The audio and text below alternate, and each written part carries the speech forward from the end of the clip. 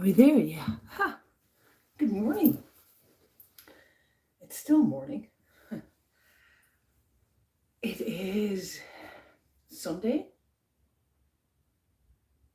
the 15th of May 2022, and it is day 44, day 44 of From Here to Jerusalem. Now, ha! I'm in Liverpool. I made it to England. I made it to England. Yeah. Um, the last time I spoke to you guys, I was in a moany mood. I was in Wicklow with my friend Eamon, and I'd had a few pints too many the evening before, because that's what happens when you hang out with Eamon.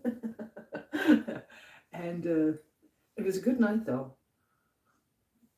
It's a good night. It was a good night, and it was really nice to see him and Anne-Marie before setting off on my last few days in Dublin.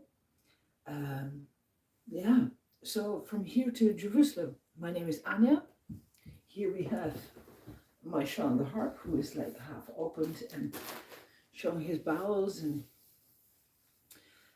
uh, we have we are walking from West Cork in West Cork in Ireland to Jerusalem, and today is day 44, and I think the journey is going to take anywhere around 400 days. It could be 350, it could be 450, but it's going to take us a little while. It's definitely going to take us a year, and we are now in Liverpool um, on on day, I think it was day 42. We were in the morning. We were with my friend Eamon, and the neighbor had said the evening before that he would drive me back into Dublin, because I had arrived in Dublin on day 42, 42, 41, 40, whatever, sometime there. Like it's in the other video, which you can find on this playlist. And I'd arrived in Dublin. I spent time with I met Tom, and I hung out with Tom, got my Pilgrim's passport stamped, went to my friend, my friend Amy to meet her partner and her little doggo. And the next day I went to Blanchardstown to spend some time with Presentation Sisters, and we had a lovely evening there in St. Kieran's Church in Blanchardstown, talking about pilgrimage and playing some music. And I got the feeling that I finally got a little bit of the groove of being a playing pilgrim harper again. It was really nice, and I really enjoyed it. Then the next day I headed out toward Wicklow again. I got a lift from Anne-Marie to, uh, I don't remember the place name now, because place names are always a bit of an issue with me. Um, on the road, I try and learn them and repeat them, and maybe I should make notes, but I kind of like the way I do the videos, because they are just my diary, to help me remember everything that happened and how I saw it and how I experienced things. And I should be better, because I should be making them every day, and right now I'm making them every second and every third day. So I'm hoping that now that I'm out of Ireland, that is going to change. But let me tell you how I got out of Ireland. So on that day that I was there, I think it was Friday, I went Thursday. I went to meet the Dutch ambassador. What I had done is I put like a message out on Facebook in a group, Dutch people living in Ireland, which is one of those groups, Dutch people that live in Ireland. They have a lot of criticism. Often they love the island. They love living there, but there are things that particularly grate on them. So in that group, you see like a two two-part thing. One part is like, oh, we want to go and live in Ireland. It's like the most beautiful place ever, and people don't really know how the island works and what kind of people live there, and how, it's a very different culture to Dutch culture. And then after a while they've been there, they come to the conclusion that really it's so different that they struggle with certain elements of it. So you see a lot of those two kind of, reactions in that group. And one of the things I'm trying to do on this journey, walking pilgrimage to Jerusalem, is to deal with some of my own prejudices. So I have a prejudice against Dutch people in Ireland. I do. Because I always think like there's a reason we all left, right? And I've lived in Ireland for 25 years and I love it there. Like the Irish have done things for me that the Dutch would never do, and I suppose vice versa. And my choice was to stay in Ireland. Now, of course, that had to do with my mother being there, my brother being there. But in the end, like, I could have gone back. I could have chosen any other European country, and I ended up in Ireland and stayed there. So, there I was. I put up a message saying, like, if anybody wanted to meet me or anybody wanted to meet Sean the Harp, I would come and meet them and I would be in touch. So the Dutch embassy left me, Susan from the Dutch embassy left me a message saying, like, write an email and the ambassador will meet you. So I came back from Wicklow for that meeting. And I met with Ambassador Pam, and it was really, really, really nice. I did my little story about, having walked the Camino in 2010 from Ireland as a very angry woman, and then in 2018 walking to Rome with the harp, and that now I'm finishing up like the triptych of big pilgrimages, the one to Jerusalem. And of course, it's a little bit like, can it be done? Can't it be done? It all depends on what happens along the road, whether I'll stay healthy, whether there are visas available, whether you can do, like, my wish would be to do it all overland. And yeah, well, Ambassador Palm very politely listened to me and kind of went like, okay, yeah, sure, why not? And in the beginning, he was, I suppose, a tiny bit skeptical about the whole endeavor. But by the end of it, he said, yes, maybe this thing that I say a lot, if it's about institutions, I might not be able to get there. But if it is about people, I have a good chance of making it all the way there. And of course, he's a very busy man. He has loads of engagements. He has loads of stuff. So I spent talking to him about an hour and a half. We have about an hour and a half of a good heart-to-heart. I have to say though, I talked so much that I never got my hands on the straw waffles, on the cookies that they gave us. So he had to eat them all on his own. And then I hung out with the embassy staff for a little longer. We had another little chat. Sean the Harp, of course, showed off all his beautiful skills, and yeah, it was nice. It was nice. It was actually nice being there, and I've never been in the embassy. I've lived in Ireland for 25 years. I've never been there, apart from picking up my passport. So then I went back to Blanchardstown to the Presentation Sisters, where they had said that I could stay another night because I had one more thing to do in Dublin, which was play at St. Michael's House in Baldoyle, which is towards Howth, so on the north side of Dublin. And I arrived back there, and she'd left me a message saying, like, there's fish in the fridge, and I could just cook it and make myself at home and do what I had to do. So I came back, and all I could smell was that somebody had been cooking the fish, and they did a really good job of it.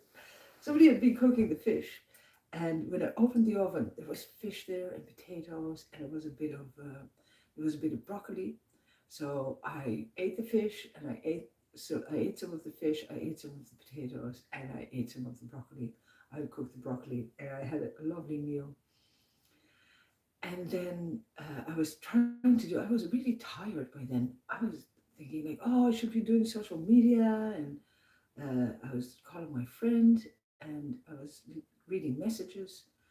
And then Father Joe came in, who was there as well on the Wednesday. Was it the Tuesday or the Wednesday when we did the evening, Wednesday evening, when we had the evening, and they were having like a scripture reading discussion group. So they read a bit of scripture and they talk about what it means, and it was the scripture of the resurrection. So they invited me. Would I come and play a tiny bit of music, um, and sit in with them? And it was actually really lovely. I know my scripture a little bit, not very well. And it was, which one was it? It was Saint Luke's version of of the apostles meeting Christ for the first time after he rises from the dead. It was a lovely evening. It was really lovely listening to those ladies, hearing what it is that they thought, that what they were reading and how they interpreted and how they saw it. It was very nice, very loving, very gentle, very humane. So by then I was really tired again. I was very tired. And I was telling Sister Anne afterwards, who had gone to Maynooth. She came back in and she sat down with us, and we had a little, because she was hosting me, so we had a little catch up about everything that had happened during the day, and we were trying to plan how to do the next morning. I had to go to Baldoyle, which of course is like Blanchardstown is on one side of the city, and then Howth is on the Baldoyle is on the other side, and I wasn't entirely sure where it was because I'd been invited by another Dutch lady, half Dutch, half Irish, to go and play in St. Michael's School in St. Michael's House in Baldoyle. And she said she would bring me there. So again, no walking. Now I had walked because I had walked up to St. James's Church, and then I'd walked with Tom a tiny bit, but then after that, like cities, like then Amy came to pick me up by car. She brought me to Blanchardstown. Now I had a funny experience in Dublin. I walked to the Phoenix Park from Blanchardstown, which is a nice walk. I was on the road for about an hour and a half with the Harp. But then I was running out of time because I had to get to Terenure, which is on the other side of the city. So what I did is I got one of those clicky bikes. You have an app. You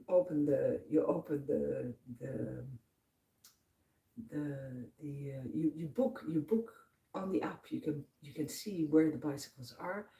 You book the bicycle. You go there within 15 minutes. You can open it with your phone.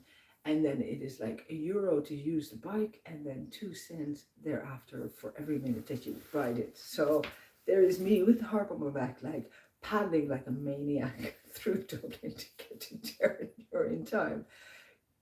The amount of funny looks I got.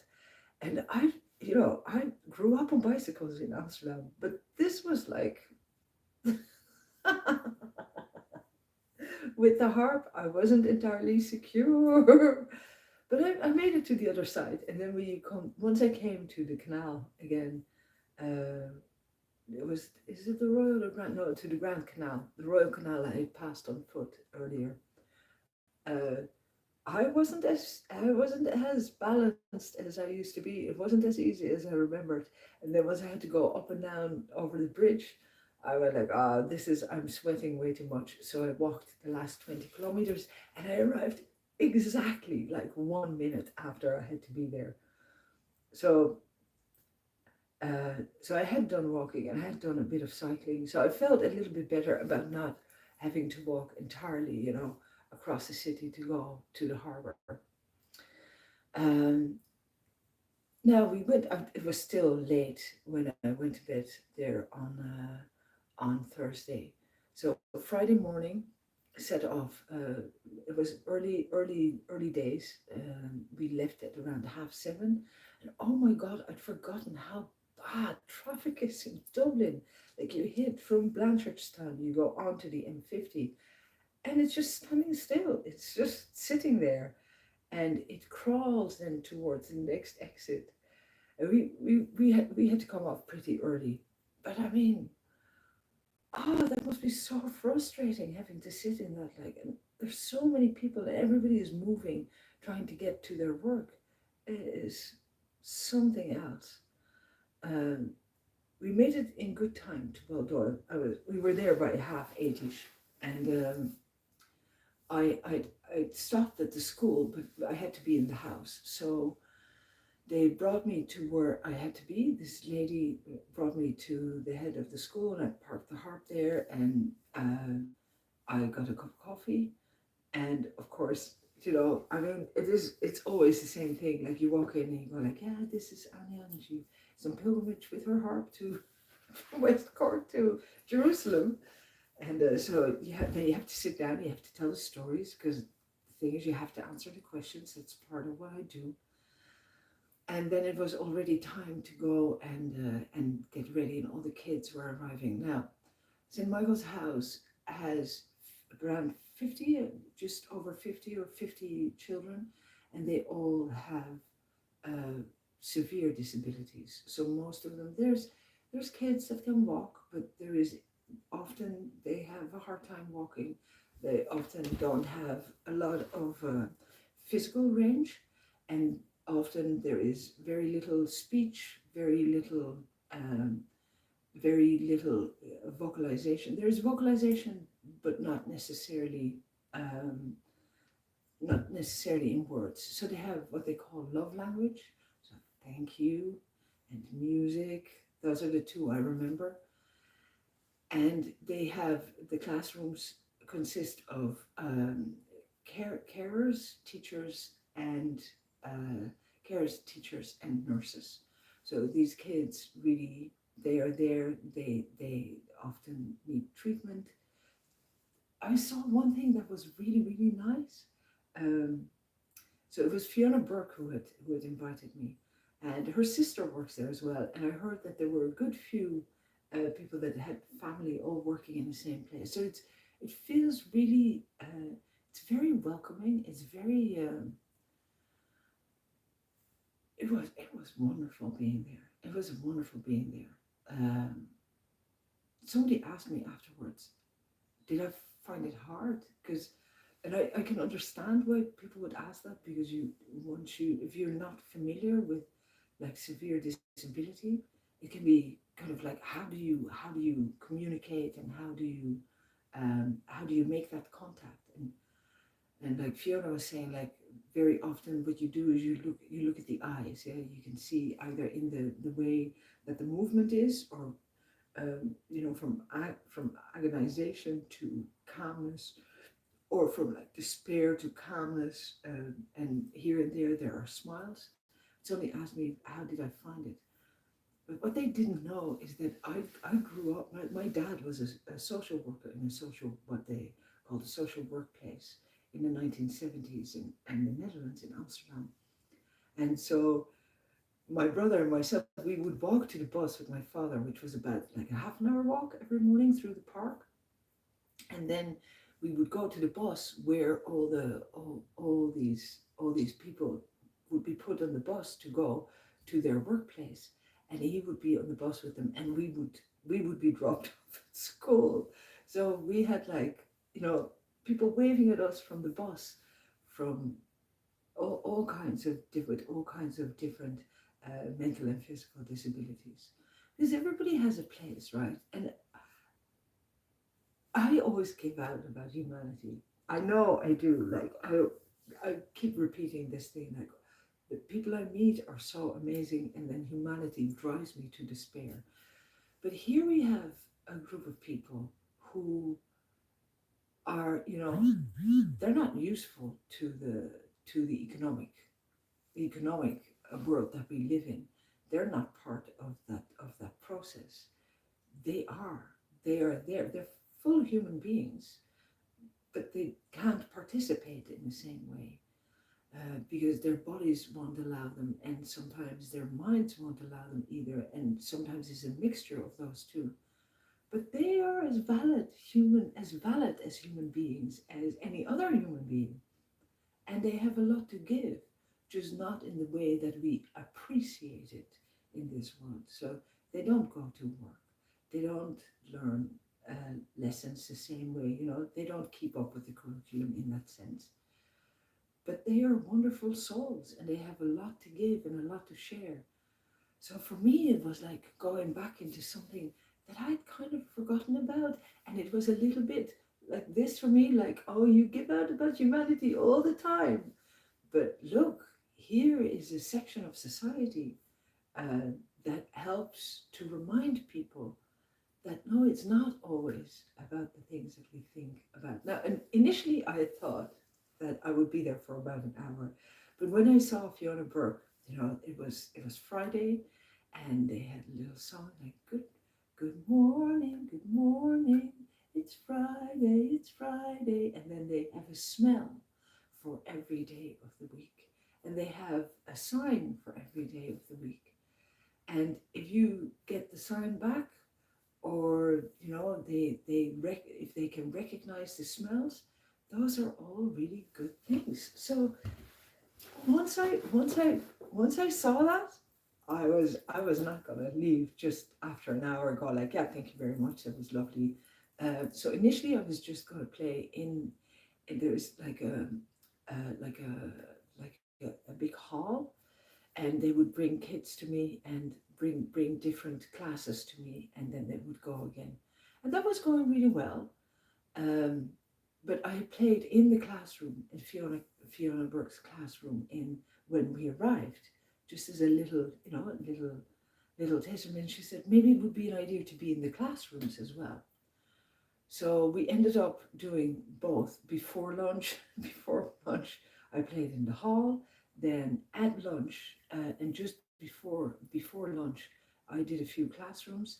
Now it was Holy Communion Day, so there were some of the kids were doing their Holy Communion, so they were coming and going, and there was a photographer. And so when the parents came back from the Holy Communion, I sat out in the garden and I played for the parents as well.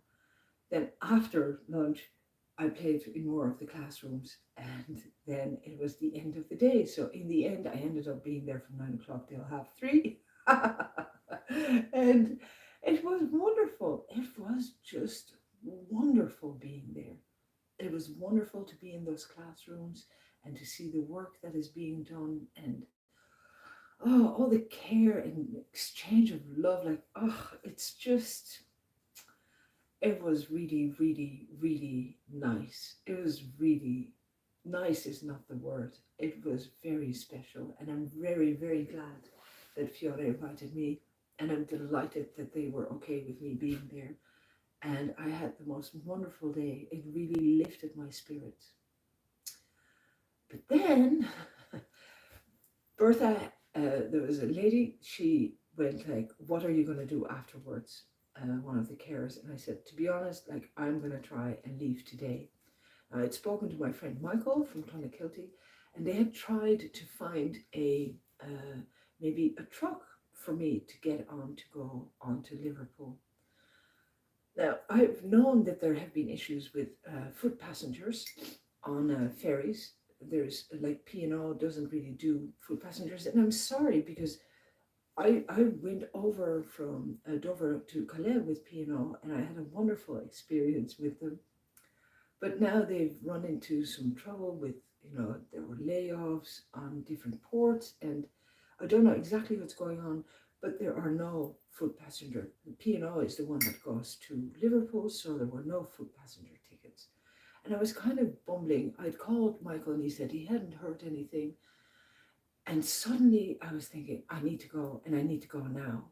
So I said to Bertha, I would love to go for dinner with you after a day's work and meet her husband and her son and the super shy dog, like super, super shy dog. She wouldn't come and say hello to me. She was just there going like, oh, please get out of my space.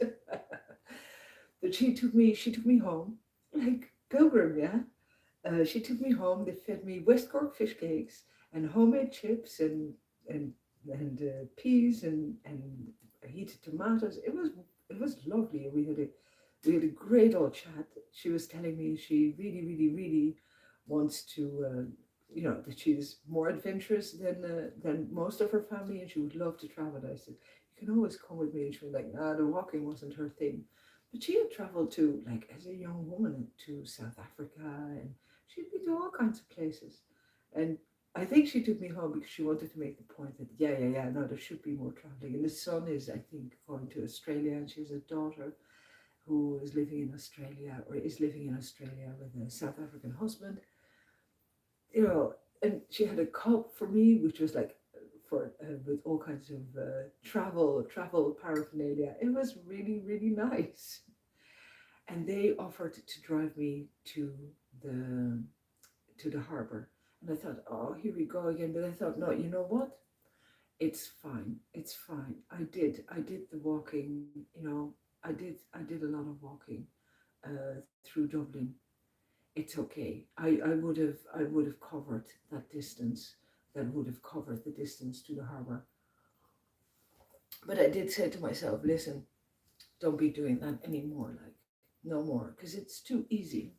It's too easy. It's important, I think, for me, as the type of pilgrim that I am. It's important to go with the flow and to walk from wherever I land. So if I do take a lift within a place to go to somewhere, then really my walking starts from there. Then this is how I did it with Rome as well, and that has worked really, really well for me.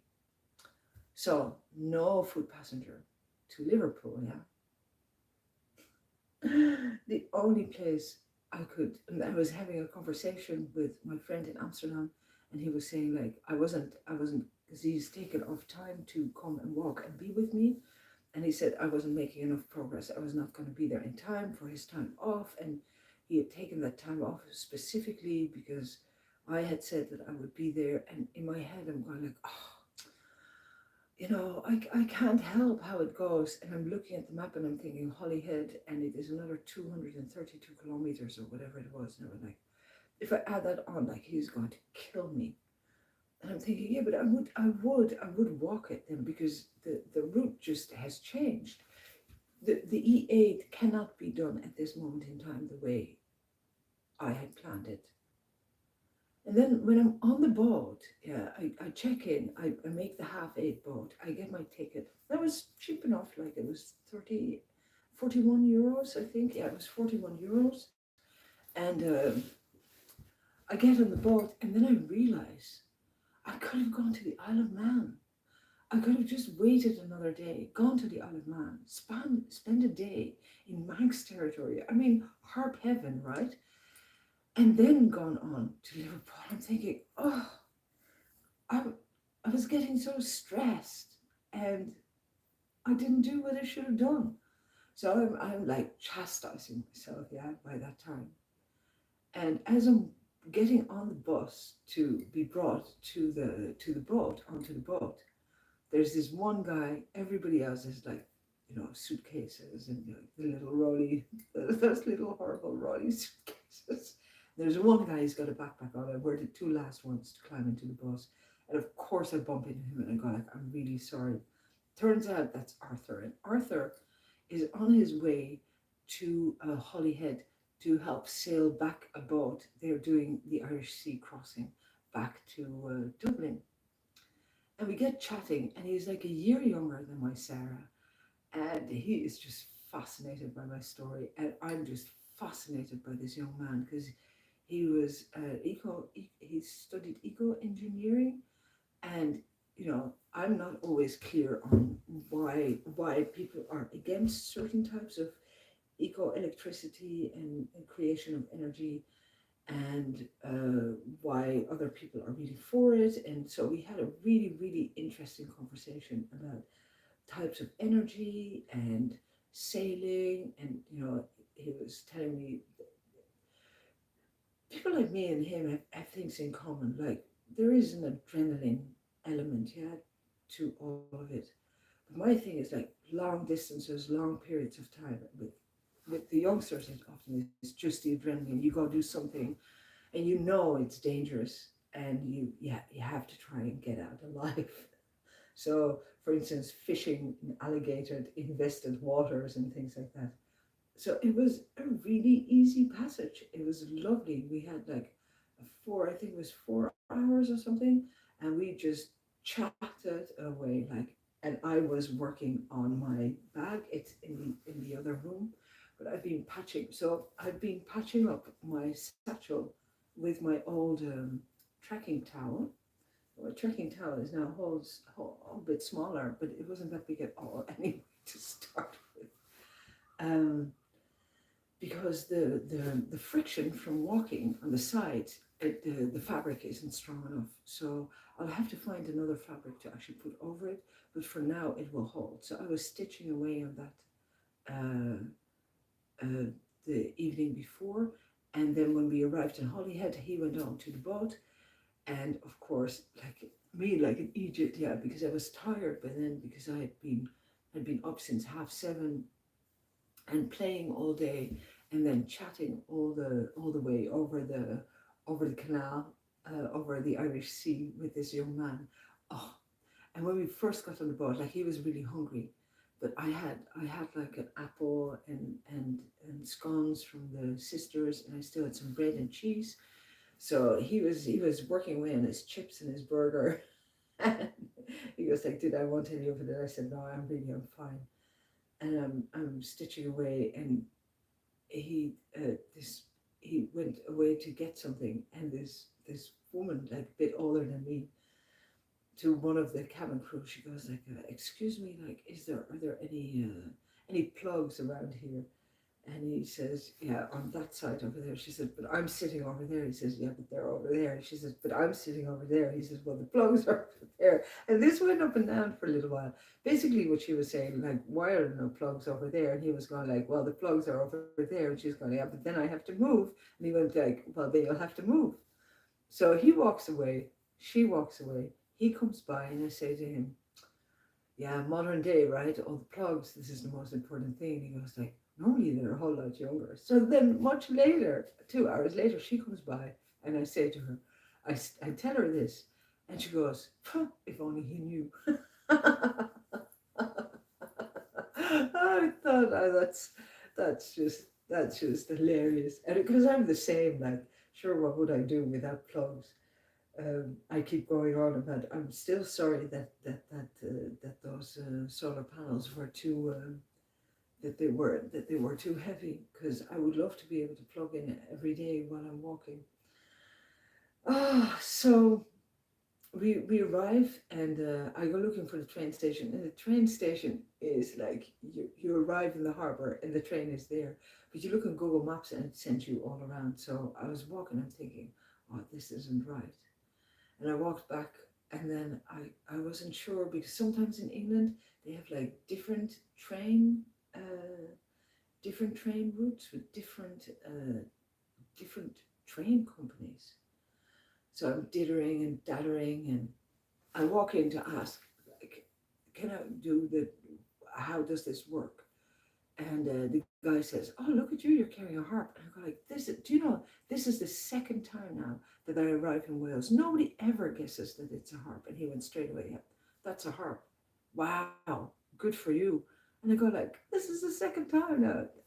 In Wales, everybody always knows what a harp is." He goes, "Well, it is our national symbol after all." I said, "Well, so it is in Ireland as well." He goes, "No, not as much as it's here."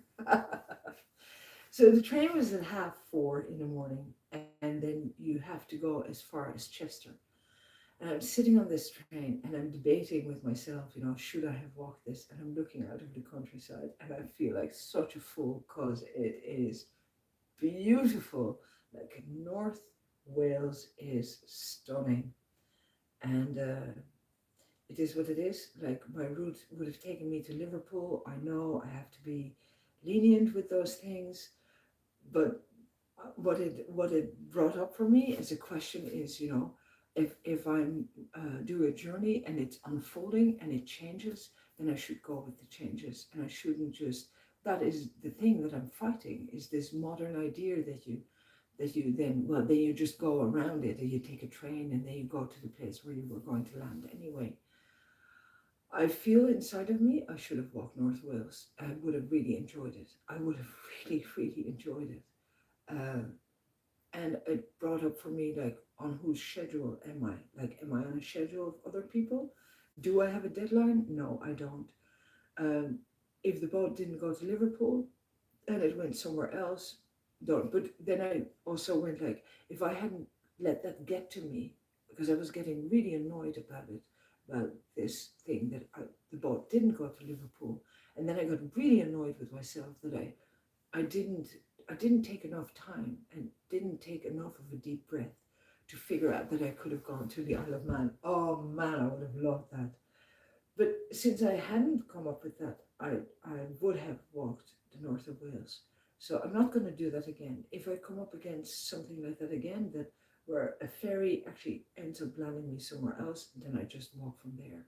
That is the way I want to do it. So that's the way I'm going to do it. But I had already got the train ticket. I made it to Chester. I got onto the Liverpool connection, and in Liverpool, I arrived yesterday on day 43, really early in the morning. I arrived in Liverpool. I have never been in Liverpool, and yeah, I'm back in England.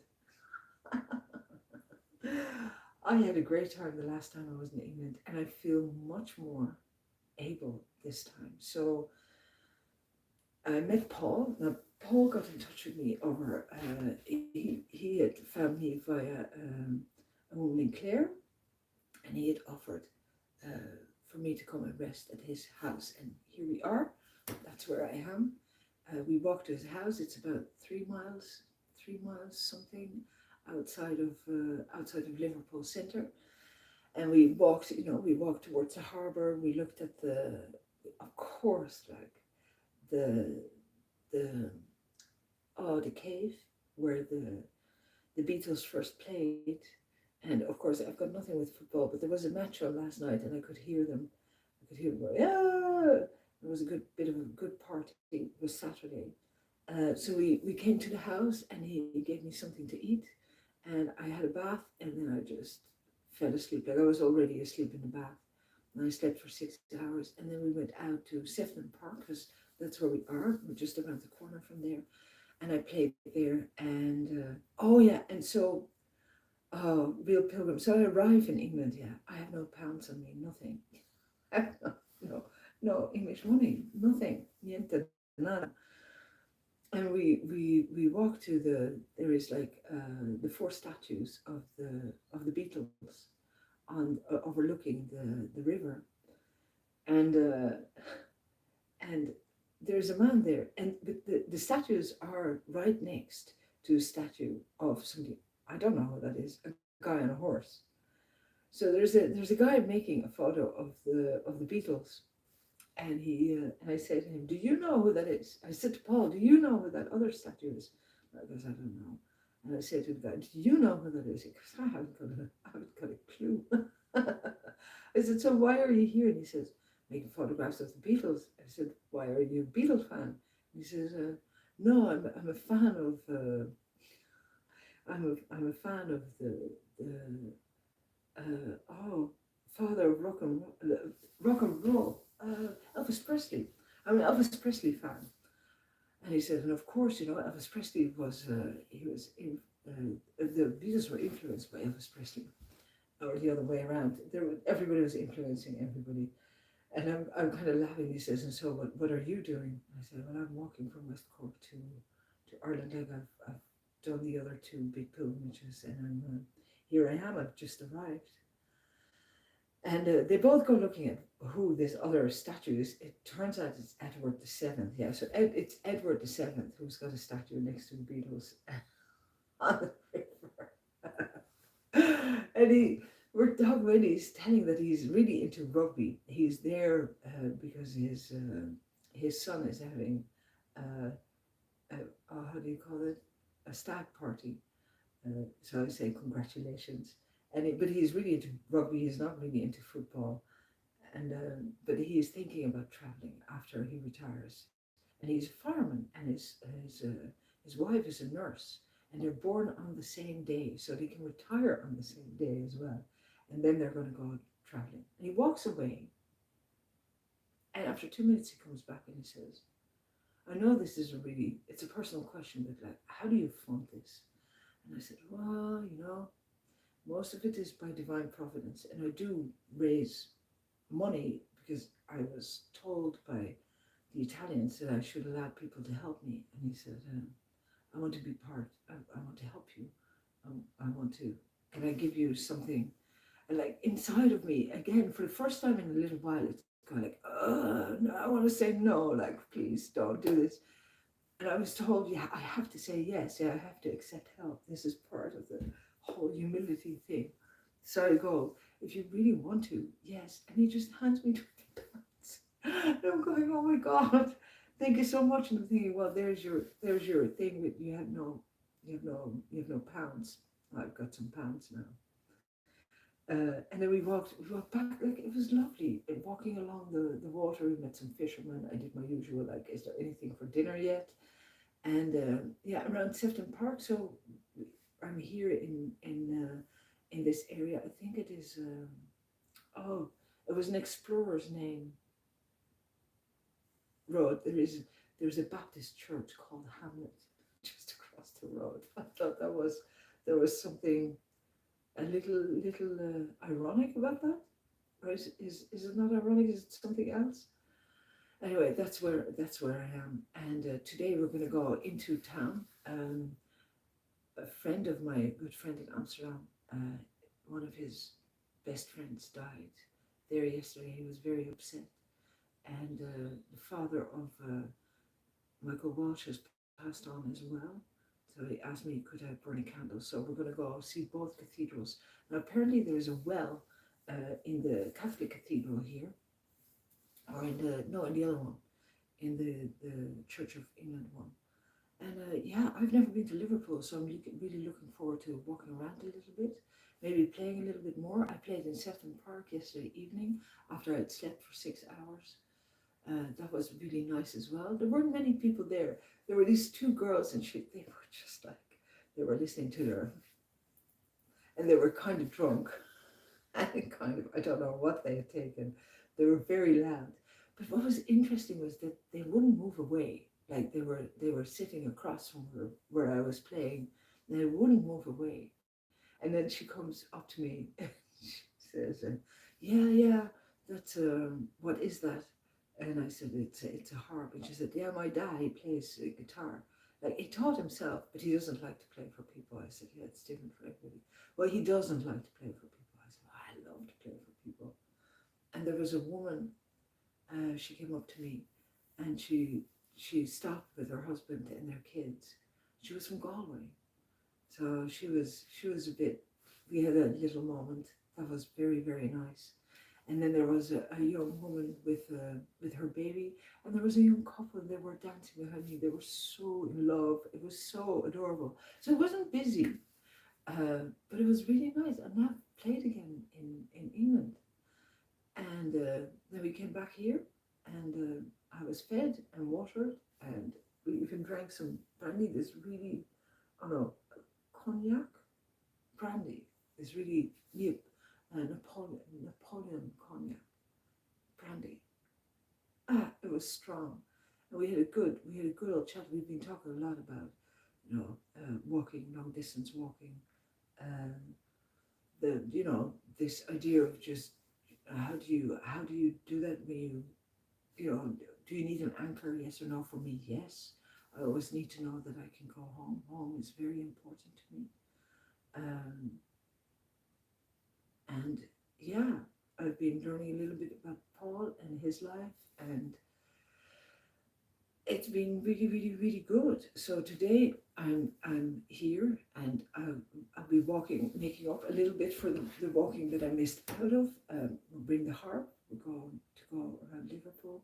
I might try. I don't know if there was a young guy that I worked with in Clonakilty. I don't know if he's here. If he is, then I'm going to go try and meet up with him. And then tomorrow I'll be moving on to Warrington. So yeah, day 44. I think I've updated you on everything. I think I've talked enough, rattled enough.